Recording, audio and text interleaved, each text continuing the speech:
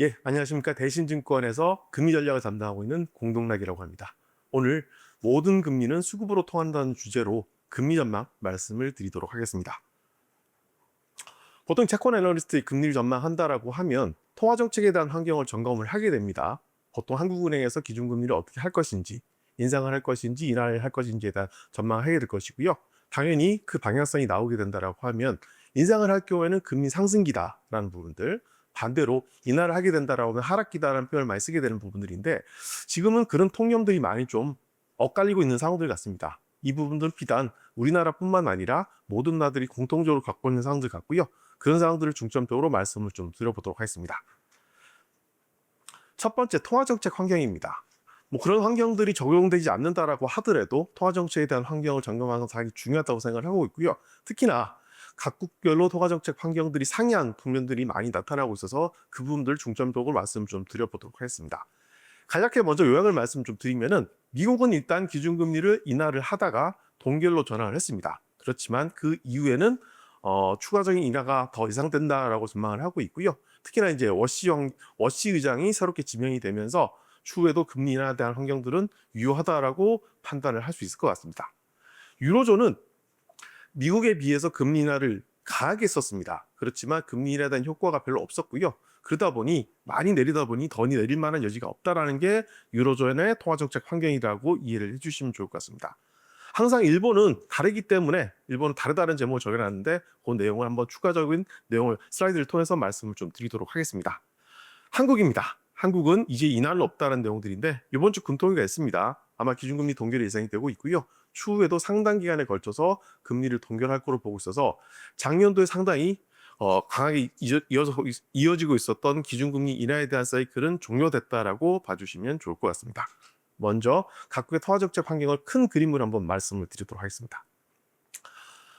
팬데믹 이후에 한번 그림을 쭉 정리를 해봤습니다. 팬데믹 당시가 2020년이니까요. 2020년, 21년, 22년까지는 각국의 통화정책 환경이 대체적으로 일치를 합니다.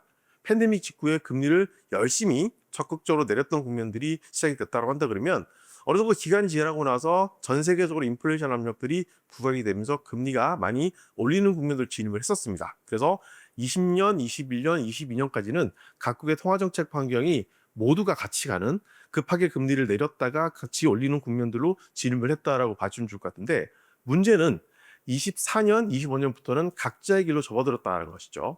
금리를 일정 정도 올리고 나서는 금리를 내리는 환경들이 어느 정도 부각이 되면서 각국의 상황들은 좀 더 다르게 전환이 됐었습니다.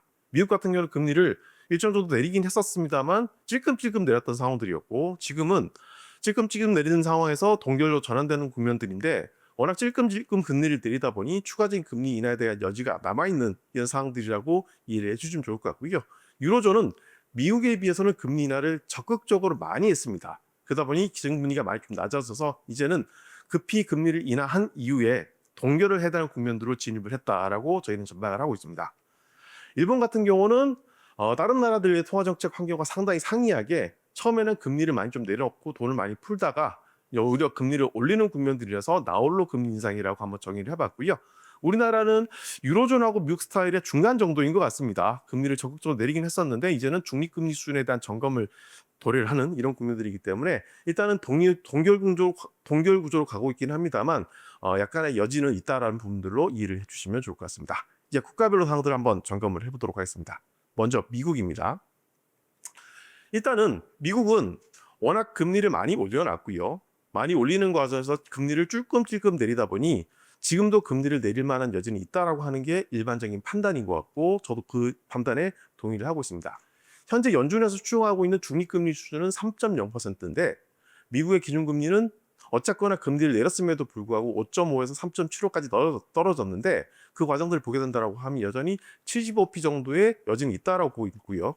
워시 취임 이후에 중립금리에 대한 논의가 가속되게 된다라고 하면 적어도 기준금리를 내린다는 논리에 대해서는 특별히 이론은 없을 것 같습니다. 높은 금리를 정상적인 수준으로 가겠다라고 하는 기나긴 여정을 진행을 하고 있고, 일정 정도 진행을 했었는데 추가로 더 갈 만한 여지가 있다라고 판단을 하고 있기 때문에 기준금리 인하를 올해 중에 1회 내지 2회 정도를 더 할 수 있다라고 판단을 하고 있습니다. 매크로 환경들을 통해서 미국의 통화정책 환경들을 한번 점검을 해보도록 하겠습니다. 일단 연준에서 기준금리를 결정할 때 가장 중요한 변수들은 역시나 물가와 고용이라고 하는 두 가지 변수일 겁니다. 코로나 때 다들 아시다시피 물가에 대한 우려가 많이 커지면서 금리를 적극적으로 올렸다고 한다 그러면 물가에 대한 상황들이 진정되고 난 이후에는 고용에 대한 변화가 나타났다라고 규정을 할 수 있을 것 같고요. 그런 고용에 대한 상황들이 변화가 되면서 금리 환경들이 이제는 인하한다는 부분들로 해석을 하고 있는 것 같습니다. 그 부분들을 슬라이드를 통해서 간단히 말씀을 좀 드려보도록 하겠습니다. 5페이지 왼쪽 그림인데요. 미국의 제가 고용 데이터 중에서 가장 선호한 데이터입니다. 이 부분들은 구인과 구직이 서로 매치되는 데이터이기 때문에 노동에 대한 초과 수요나 초과 공급을 측정할 수 있어서 그림이 상당히 용이하고요. 실업률 데이터라든지 논팜 데이터, 논팜 페이롤에 비해서는 상당히 비교적인 측면들이 크기 때문에 이 데이터를 한번 정리를 해봤습니다. 그림을 보시다시피 코로나 직후에 약간의 변동이 있은 이후에 미국의 고용시장은 상당히 일자리가 많이 남아도는 시장이었습니다. 그러다 보니까 노동에 대한 초과 수요가 꾸준히 있었던 상황이었고요. 이런 국면들이 일정 정도 물가 상승 압력으로 나타났다라고 규정 지을 수 있다고 보게 된다라고 하면 작년도 말 정도를 기점으로 해서 미국의 고용시장에서는 노동에 대한 초과 수요가 없기 때문에 이제는 고용을 걱정해야 될 시기로 도래했다는 부분들로 규정을 지을 수 있을 것 같습니다.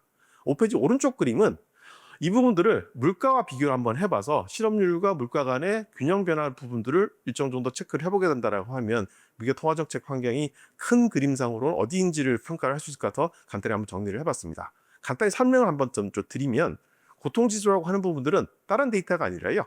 실업률과 물가 상승률의 썸한 값입니다. 그래서 고통지수에서 물가가 차지하는 비중이라고 하는 부분들은 실업률과 물가 간의 상관관계가 어느 정도 비중을 가지고 통화정책을 결정하는 부분들을 추정을 하기 위해서 제가 이제 매개 변수로 넣은 데이터라고 봐주시면 좋을 것 같고 그걸 기준으로 한번 측정을 해보니 꽤 데이터가 피팅이 잘 됐습니다. 그림 보시면 아시겠지만 코로나 초기에 발발했을 때는 미국의 물가 데이터는 상당히 떨어집니다. 반대로 실업률은 상승을 하죠. 그러니까 그걸 명분 삼아서 연준은 금리를 적극적으로 내릴 수 있었습니다. 심지어 제로금리까지 갔었고 거기에 대해서 양적 완화까지 더했으니까 엄청나게 금리를 많이 내릴 수 있는 환경이 된 것이죠. 그러다 보니 일정 정도 시간이 지나고 나서 물가가 꿈틀꿈틀 됩니다. 그래서 2021년, 22년부터는 가파르게 물가가 뛰게 되면서 고통지수에서 물가가 차지하는 비중이 거의 7할 정도까지 육박하다 보니 금리를 올릴 수밖에 없었다라고 하는 것이죠. 그런 관점에서 보게 된다라고 하면 2022년부터 진행됐던 긴축 사이클은 최근에 있었던 긴축과 비교를 해보더라도 어떤 긴축 사이클과 비교를 해보더라도 상당히 터프했고 거칠었던 금리 인상이라고 규정 지을 수 있습니다. 초기에 0.25로 시작해서 0.5를 올리고요. 그 다음에는 0.75를 4번 연속 금리를 올리고 거기에 더해서도 0.25를 4번 더 올렸으니까 2024년경에는 기준금리가 5.5가 됩니다.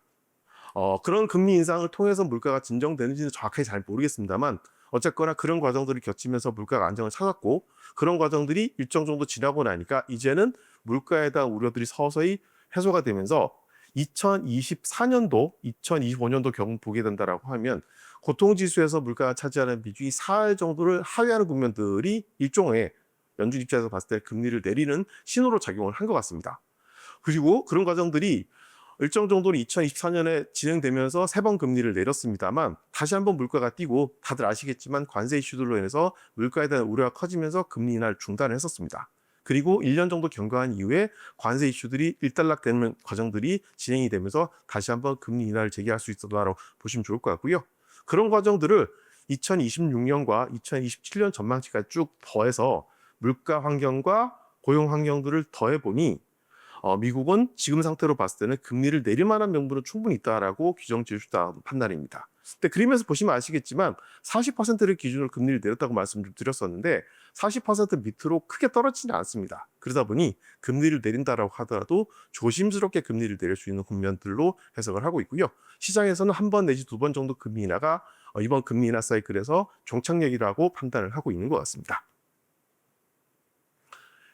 이 부분들은 주택 시장에 대한 부분들인데 연준이 금리를 더 내려야 되는 이유들로 몇 가지 설명할 수 있는 변수들 중에 하나가 주택 시장이기 때문에 이걸 참고로 하시면 좋을 것 같고요. 다음은 유로존 쪽 말씀을 좀 드려보도록 하겠습니다. 특히나 미국하고 유로존의 통화정책 사이클은 과거에도 비교를 많이 했던 변수였고 지금도 많이 비교가 되는 부분들인데 기존의 통념과 워낙 다르기 때문에 제가 그림을 일부러 좀 갖고 와봤습니다. 8페이지 왼쪽 그림을 간단히 보시면 미국과 유로존의 기준금리 추이인데 코로나 때랑 코로나 끝나고 난 이 물가 상승 국면에서 금리를 올렸던 국면까지는 상당히 사이클이 일치한 부분이다. 절대적인 금리 수준의 차이일지 모르겠지만 적어도 방향성 자체가 상당히 일치했다는 부분들이 일반론인데요. 2024년을 기점으로 해서 상당히 다르게 행동을 취합니다. 실제로 금리를 내렸던 국면들이 미국은 2024년도 9월 달부터 금리를 내렸고요. 유로존은 거기에 대비해서 2달 정도 빨리 금리를 내렸는데 초기에는 금리 내릴 때만 하더라도 두 나라가 금리 내리는 사이클이 약간의 시기 차이는 있다고 하지만 궁극적으로 비슷하지 않겠다는 게 일반론이었습니다. 그런데 미국은 보시다시피 금리를 내리다가 찔끔찔끔 내리다가 상당히 중단을 했었고 2025년에나 다시 금리 인하를 재개를 했었다고 한다 그러면 유로존은 빠르게 금리를 내립니다. 그리고 금리 인하 폭 자체가 거침없이 내리면서 235bp라 금리를 내리면서 기준금리 숫자가 2% 초반까지 떨어지겠다라고 한 것이죠. 과거에 항상 유로존은 물가를 먼저 우선시하는 중앙은행이었다라고 보게 된다라고 하면 이런 통념들은 상당히 이번 사이클을 통해서는 180도 달라졌다고 표기가 가능해 보입니다. 연준보다 그 물가를 더 챙긴다는 ECB의 이미지가 180도 전환될 만큼 상당히 경기가 안 좋다는 부분으로 해석이 가능하다라고 봐주시면 좋을 것 같고요. 그럼에도 불구하고 기준금리를 인하했지만 시장금리는 오히려 상승했다는 부분들, 특히나 유로존의 2대 경제권이라고 얘기할 수 있는 프랑스까지도 경제 성장률에 대한 문제라든지 재정에 대한 이슈가 부각되면서 금리가 뛰었다고 하는 부분들은 금리는 적극적으로 내렸지만 효과 자체는 별로 없었다는 부분으로 기결이 된다라고 이해를 해주시면 좋을 것 같습니다. 다음은 일본입니다. 항상 일본은 다르다라고 이제 부제를 정해놨는데 제가 이걸 설명했던 근거는 9페이지 왼쪽 그림을 보시면 제가 그림을 그려보면서도 과연 이런 상황들이 있을 수 있을까라는 생각이 들어서 그림을 그려놓고 나니까 너무 좀 이제 격세지감이라고 할까요? 좀 느낌들이 달라서 한번 제목 자체도 일본은 항상 다르다라는 부분들로 한번 규정을 지어봤는데요. 보통 이제 미국하고 일본의 기준금리 추이를 보게 된다라고 하면 일본은 항상 내리는 국면들이었습니다. 과연 일본이 제대로 금리를 올릴 수 있을까라는 우려들이 있는 상태였다라고 하는 게 일반론이었다고 한다 그러면 코로나 끝나고 난 이후에 통화정책 환경이 달라지면서 미국은 이제는 금리를 내린다는 부분들의 이론이 없지만 일본은 반대로 금리를 올린다라고 하는 것이죠. 주요국 중에서 유일하게 금리를 인상하는 국가다라는 부분들, 본격화된 인플레이션 시대로 접어들면서 금리를 올릴 수 있다는 부분들은 제가 그림을 그리면서 상당히 놀란다라는 느낌들을 받는다라고 이해를 해주시면 좋을 것 같습니다. 캐리 트레이드의 청산 리스크와 같은 불안 요인들을 조심해서 금리를 올리긴 하겠지만 인상이라는 행위 자체가 상당히 꾸준히 주목받을 수밖에 없다라고 보고 있고요. 이런 상태가 하게 된다라고 하면 올해 중에도 한 번 내지 두 번 정도 금리 인상 사이클은 더 이어질 수 있다고 판단을 하고 있습니다. 그리고 일본 같은 경우는 기준금리 인상이라는 부분들이 시장금리 상승으로 고스란히 전가되고 있다는 부분들을 감안해서 보게 된다라고 하면 다른 나라들의 통화정책 환경과 시장금리의 동향들도 다르게 해석할 수 있다는 부분들이 생각이 들어서 이 말씀 한번 드려봤습니다. 다음은 한국입니다. 한국은 두 가지 메커니즘을 한번 말씀을 좀 드리려고 하는데 경기 여건만 보게 된다라고 하면 이론의 여지가 있긴 합니다만 저는 금리 인하가 가능하다고 생각을 하고 있습니다. 여전히 올해 성장률 전망치에 대한 상향 가능성도 높고 기본적으로 올해 성장률 전망치가 계속해서 우상향할 수 있는 여지가 크다고 보고 있긴 합니다만 워낙 지난 몇 년 동안 GDP 갭이 마이너스가 될 정도로 경제 여건들이 안 좋았기 때문에 그 부분들을 따라가게 된다라고 하면 그리고 중립금리 수준도 이전에 비해서 낮아지게 됐다고 한다 그러면 금리를 내린다는 부분들에서는 이론이 없다는 부분들이 저는 말씀드릴 수 있습니다. 매크로 관점에서 보게 된다라고 하면 성장률에 대한 전망치가 설사 상향된다고 하더라도 지난 몇 년 동안 워낙 저성장 국면들이었고 그 과정에서 잠재 성장까지 낮아졌다는 걸 감안해 보게 된다고 하면 경기 여건만 봤을 때는 금리를 내린 쪽이 더 타당하다는 게 제 판단들입니다. 근데 문제는 새로운 변수가 생겼죠. 한국은행의 통화정책 목표에서 기존에 경기와 물가를 보는 변수에서 새로운 변수가 들어갔다는 것입니다. 다들 아시겠지만 가계부채와 같은 금융안정 문제가 새롭게 헤게모니로 등장을 하면서 이제는 매크로 환경과 금융 안정의 선택적인 변수로 통화정책 환경이 바뀌고 있다는 부분들입니다. 과거에 보게 된다라고 하면 매크로와 금융 안정은 서로 우선순위를 매길 수는 없긴 합니다만 그래도 상대적인 비중은 매크로 쪽에서 방점을 찍었던 게 일반론이었던 것 같습니다. 그런데 점점 금융 안정 문제가 헤게모니 차원에서 보게 된다고 했을 때 매크로 이슈를 밀어낼 만큼 아니면 매크로 이슈보다 더 중요하게 인식될 만큼 문제가 커졌다는 부분들로 귀결이 되고 있다고 하는 것이죠. 특히나 가계부채 사이즈가 상당히 빠른 속도로 증가했다라고 하는 부분들은 금융 안정 문제가 과거에 봤을 때 처럼 차순위 문제가 아니라 꽤 중요한 수준으로 등장했다는 부분들로 평가가 되고 있는 것 같습니다. 그런 부분들을 실질적으로 반영했던 부분들이 지난 1월 달 금통이었다 저는 판단을 하고 있고요. 금융 안정 문제를 고려하게 된다라고 하면 중립금리 수준이 오히려 상승할 수 있다는 부분들은 일정 정도 이제 우리나라 통화당국의 정책적인 스탠스가 금융 안정 문제로 기여되고 있다는 부분으로 해석이 가능하다라고 생각을 하고 있습니다. 간단히 11페이지 차트를 좀 보여드리도록 하겠습니다. 오른쪽 차트인데요. 한국의 가계 신용 데이터와 GDP 대비 비율입니다. 지난 한 10년 동안 우리나라 가계 부채가 얼마나 문제의 심각성이 커졌는지를 한번 말씀을 좀 드려보도록 하겠습니다. 이게 실질 GDP를 기준으로 환산을 한번 해본 건데 2015년, 한 10년 전이죠. 10년 전만 하더라도 우리나라 가계 신용에서 그러니까 우리나라 가계 신용이 GDP 대비해서 차지하는 비중이 5할에서 6할 정도, 50%에서 60% 수위에서 왔다 갔다 하고 있었습니다. 물론 그때 이후도 꾸준히 상승을 했었는데 이제는 절대적인 숫자에서 보게 된다라고 하면 거의 8할 이상 등장하는 문제이기 때문에 단순하게 본다라고 하더라도 가계부채 문제가 지난 10년 동안 빠르게 증가를 했었고 그 우려들이 정책당국이나 통화당국 입장에서 봤을 때는 금리를 결정할 때 꽤 중요한 변수로 등장할 수밖에 없었다는 분들입니다. 과거만 보게 된다라고 하면 매크로가 어쨌거나 우위에 있다는 판단을 해가면서 금리 정책을 매크로 여건들과 성장률, 물가만 봤다고 한다 그러면 이제는 금융 안정 문제가 확실한 헤게모니를 차지할 정도로 중요한 문제로 등장했고 그런 부분들을 통화당국이 인정했다고 하게 된다라고 하면 이제 우리나라는 금리 인하 사이클 자체는 중단됐다고 보는 게 타당하다고 보고 있고요. 상당 기간에 걸쳐 기준금리가 2.5%에서 동결될 것으로 예상을 하고 있습니다. 지금까지 통화정책 환경에 대한 말씀 좀 드렸었는데 이런 통화정책 환경과 무관하게 기본적으로 채권 시장의 시장금리라고 하는 부분들이 통화정책은 계속 어디서 워치를 하고 있긴 합니다만 더 큰 문제가 있다는 부분들이 챕터 2에 나와 있습니다. 통화정책 차이에도 불구하고 이제는 금리가 수급 여건들에 민감했다는 부분들이 제가 갖고 있는 내용들의 골자라고 이해를 해주면 좋을 것 같고요. 이제 그래서 모든 길은 수급으로 통한다라고 이해를 드릴 정도로 수급 여건들에 대한 우려가 커졌다는 부분들을 직접적으로 말씀을 좀 드려보도록 하겠습니다. 13페이지는 어떻게 보면 들어갈 수 있는 차트라고 봐주시면 좋을 것 같습니다. 기준금리를 내렸는데 시장금리가 어떻게 변하는지를 측정을 해보게 된다고 하면 상당히 유의미한 결과가 나오겠죠. 자, 그림을 한번 보여드리도록 하겠습니다. 미국하고 영국하고 한국, 독일 금리 쭉 한번 정리를 한 것이고요. 그림 보시면 색깔로 봤을 때 한국 금리가 빨간색으로 표시가 되어 있습니다. 그리고 제가 음영으로 표시를 해놨죠. 이때가 어떤 국면이냐고 한되게 된다라고 하면 본격적으로 주요국들이 기준금리를 내렸던 국면들이었습니다.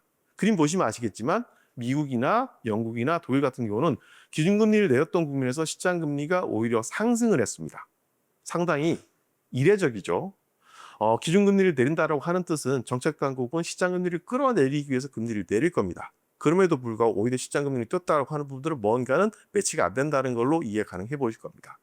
우리나라 보시겠습니다. 우리나라 같은 경우는 2024년 10월 달부터 금리를 내렸는데 꽤 금리 인하 사이클이 작동을 잘 했습니다. 그 잘했다는 뜻은 다른 말씀이 아니라 시장 금리가 거기에 맞춰 잘 내려갔다는 의미로 봐주시면 좋을 것 같습니다. 약 1년 동안 꽤 채권 시장이 랠리를 보이면서 시장 금리가 빠르게 하향 안정화되는 부분들을 나타냈었습니다. 물론 작년도 10월 달 정도를 기점으로 금리가 상승을 해서 일정 정도는 그 효과가 반감되긴 했습니다만 적어도 통화정책 환경이 1년 동안 지속되는 과정에서 현재 시장 금리가 어떤 요인들로 인해서 민감하게 반응할지에 대해서 꽤 유의미한 시사점을 남겼다라고 하는 게 제 판단인 거고요. 그런 관점에서 보게 된다고 하면 미국이나 영국이나 유로존 같은 경우는 기준금리 인하 사이클이라는 부분들이 시장금리의 하락과는 잘 매치가 안 됐다는 부분들을 귀에 가능하다라고 생각을 할 수 있을 것 같습니다. 반대로 우리나라 같은 경우는 통화정책에 대한 파악 경로가 잘 작동했다라고 평가가 가능해 보이고요. 그런 관점에서 의문이 들더라고요. 기준금리를 내렸음에도 불구하고 이렇게 시장금리가 따로 갔던 이유는 뭘까라는 부분들을 생각을 해보니까 결국 남는 부분들은 이 부분들로 해석이 가능해 보입니다. 기준금리로 시장금리의 움직임을 설명하기 어렵다라고 보게 된다고 하면 결국 남는 이슈들은 국채 시장의 수급 여건들, 이른바 재정 이슈들이 상당히 채권 시장 전반에 이슈가 될 수 있다라고 판단을 하고 있습니다. 그리고 저 나름대로 수급 이슈라는 부분들은 매우 합리적인 이슈라고 판단을 하고 있다는 부분들인데요. 기준금리 인하 효과의 반감 여부는 수급 여건들에 다 다르다는 부분들입니다. 쉽게 얘기하면 그림을 간단히 보시면 OECD 데이터를 기준으로 해서 주요국의 GDP 대비해서 국가 부채 비율입니다. 예를 들어서 미국의 사례를 2024년을 기준으로 보게 된다고 하면 미국의 GDP 대비해서 국가 부채 비율이 122%고요. 우리나라가 56%라고 비교를 해보게 된다고 하면 채권 시장의 발행 잔액 자체가 미국은 GDP보다 훨씬 많은 채권 잔액이 국채 잔액이 남아있다라고 봐주시면 좋을 것 같고 우리나라는 50% 60%밖에 안 됐다라고 보면 기준금리를 똑같이 내렸음에도 불구하고 우리나라는 그만큼 통화정책에 대한 파급 경로가 잘 작동될 만큼 채권 시장이 슬림했다는 부분들로 해석이 가능해 보입니다. 반대로 미국이라든지 구미 선진국들 같은 경우는 상당히 뚱뚱해진 채권 시장을 갖고 있었기 때문에 적극적으로 금리를 내렸음에도 불구하고 시장 금리는 잘 안 빠졌다는 걸로 합리적인 의심이 가능하다고 하는 것이죠. 절대적인 수준 자체가 워낙 차이가 많이 나고 있기 때문에 지난 1년 동안 2024년 10월경부터 1년 동안 나타났던 채권 금리의 반응이라고 하는 부분들은 기준금리를 내렸음에도 불구하고 잘 빠졌던 우리나라는 채권 시장의 사이즈가 슬림했다라고 봐주시면 좋을 것 같고 반대로 선진국들, 미국을 비롯한 선진국들 같은 경우는 채권 시장의 사이즈가 뚱뚱하기 때문에 기준금리를 내렸음에도 불구하고 시장 금리가 잘 매치가 안 됐다라고 해석이 가능했다라고 말씀을 좀 드릴 수 있는 것이죠. 이 부분들을 좀 더 심화해서 말씀을 좀 드려보도록 하겠습니다. 높아진 재정에 대한 위험은 거의 모든 선진국들이 갖고 있는 문제인 것 같습니다. 특히나 15페이지 왼쪽 그림을 보시면 아시겠지만 OECD 평균으로 해서 GDP 대비해서 국가 부채의 비중을 쭉 한번 정리를 해봤는데 그림을 보시다시피 90년대 이후부터는 주요국들의 국가 부채의 비중은 GDP 대비해서 꾸준히 상승한 게 맞습니다. 그렇지만 꾸준히 상승했다라고 하더라도 뭔가는 좀 차이점이 있다는 부분들인데 제가 판단하고 있는 근거 중에 하나는 코로나를 기점으로 해서 OECD의 국가들의 GDP 대비의 국가 부채의 비중이 100%를 완전히 상향 돌파했는지 여부에 더 차이점이 있다는 부분들입니다. 물론 코로나 직전에도 각국의 국가 부채는 꾸준히 상승을 하고 있었고 일정 정도는 GDP 대비해서 100%를 상회했던 국면들이 꽤 있었습니다. 그렇지만 그림에서 보시다시피 꽤 100% 넘어가는 국면들이 도래한 이후부터는 각국이 긴축이라든지 재정을 좀 건전하게 운영하는 방식들로 적극적으로 운영을 했기 때문에 수급 여건들에 대한 부담 자체가 시장 금리에 잘 반영이 안 됐다고 한다 그러면 코로나로 한 부분들은 일종의 베리어 100%를 뚫어낼 수밖에 없었다라고 규정을 지을 수가 있고요. 그런 과정들이 실질적으로 채권 시장의 수급 여건대로 그대로 도출되다 보니 이제는 새로운 뉴노멀이라고 얘기할 정도로 팬데믹 기점에서 GDP 대비해서 100%를 상회하는 국가 부채라는 부분들이 실질적으로 시장 금리의 움직임에도 녹아들게 되면서 적지 않게 국채 발행과 자금 조달과에서 영향을 주고 있다라고 저는 판단을 하고 있습니다. 특히나 채권시장 자경단이라고 얘기할 수 있는 컨셉을 말씀드리면 채권시장 자경단이 출연할 수 있는 조건들은 상당히 단순합니다. 정책당국이 물가를 못 잡을 때라든지 국채 발행에 대해서 통제력이 상실될 때 채권시장 자경단이 출연할 수 있다고 보게 된다고 하면 일정 정도는 인플레이션 환경이 코로나 기점에서 만들어졌었죠. 인플레이션 일정도 잡힌다고 하더라도 적어도 코로나 이전만큼 물가가 더 안정적으로나 디스인플레이션 국면으로 가지 못하고 있습니다. 그런 과정에서 국채 발행 물량까지 급증했다 보니 그만큼 금리가 상승할 수 있는 환경 자체는 좀 더 부각될 수밖에 없다라고 보고 있고요. 특히 제가 주목하는 부분들은 재정을 확대하게 된다라고 하면 정책 당국이 직접 더 돈을 푸는 부분을 가고 있기 때문에 인플레이션 동시에 수반할 수밖에 없습니다. 이 두 요인들이 매치가 되고 있기 때문에 채권시장 자경단이 특정한 집단들이 아니라 오히려 정책 당국의 이런 행위들로 인해서 올 수밖에 없었기 때문에 이런 과정들을 봤을 때는 시장 금리의 상승 압력들이 꽤 물량의 부담들로 인해서 있을 수 있다라고 생각을 하고 있습니다. 참고로 일본 한번 보시면 아시겠지만 일본도 빠르게 부채가 증가를 하고 있었죠. 특히나 90년대를 기점으로 해서 OECD 평균과 비슷한 숫자를 기록했었는데 잃어버린 20년, 30년의 시기가 도래한 이후로 갑작스럽게 부채가 급증을 하면서 전체적으로 부채가 많이 증가를 했었는데 일본 역시도 보면 이제는 부채 증가로 인해서 시장 금리가 상승할 수 있는 환경 자체가 인플레이션 환경들이 만들어졌기 때문에 올라갈 수 있다고 보고 있기 때문에 일본 금리에 대해서 상당히 예의주시해야 된다고 동시에 말씀을 좀 드릴 수 있을 것 같습니다. 예, 16페이지는 미국채를 기준으로 해서 글로벌 채권 시장의 수급 여건들에 대한 키 차트로 봐주시면 좋을 것 같습니다. 16페이지 오른쪽 그림과 왼쪽 그림을 같이 보시면 좋을 것 같은데 일부에서 얘기하는 음모론 관점에서 미국채를 해외 분에서 판다라는 이슈들도 많이 있었고 중국이 채권을 많이 줄인다, 미국채를 많이 줄인다를 얘기를 하고 있긴 하는데 이 부분들은 실질적으로 채권 시장 환경들을 설명하지 못하고 있는 것 같습니다. 그래서 그 부분들을 좀 진실 찾기라는 차원에서 한번 정리를 해봤는데 16페이지 오른쪽 끝부터 간단히 보시면 미국채를 보유하는 해외 부분의 보유액은 꾸준히 상승을 하고 있습니다. 그림 보시다시피 파란색 선으로 표시된 데이터가 해외 부분의 총합 데이터인데요.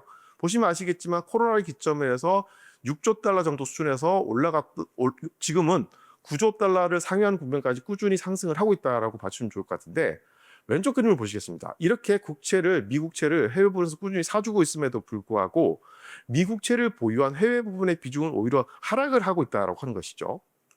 코로나를 기점으로 해서 40% 수준이었던 숫자가 이제는 30% 언저리까지 떨어졌기 때문에 이 그림들을 단순하게 논리적으로 접근해 보게 된다라고 하면, 해외 부분은 꾸준하게 미국채를 매입을 하고 있지만 보유 비중은 줄어들었다는 부분들, 이유는 결국은 해외 부분에서 미국채를 사주는 숫자나 속도에 비해서 미국채 발행 물량이 너무 많았다는 것이죠. 국가별로 손바뀜이 있었음에도 불구하고 해외 부분은 꾸준히 미국채를 매입했다는 것을 전제를 해보게 된다고 하면, 얼마만큼 채권 발행 물량이 많은지를 실제로 데이터를 통해서 알 수 있다고 하는 겁니다. 이건 어떻게 보면 글로벌 채권 시장에서 수급 여건들을 설명할 수 있는 대표적인 그림이라고 생각을 하고 있는 부분들인데, 이 부분들은 미국에 적용되는 사례이고요. 다른 나라의 사례들도 비슷하게 가지 않겠냐라고 생각을 하고 있기 때문에, 전체적으로 채권 발행 물량에 대한 부담들이 실질적으로 시장금리 상승 압력으로 나타나고 있다라고 이해를 해주시면 좋을 것 같습니다. 미국의 대응은 상당히 보수적입니다.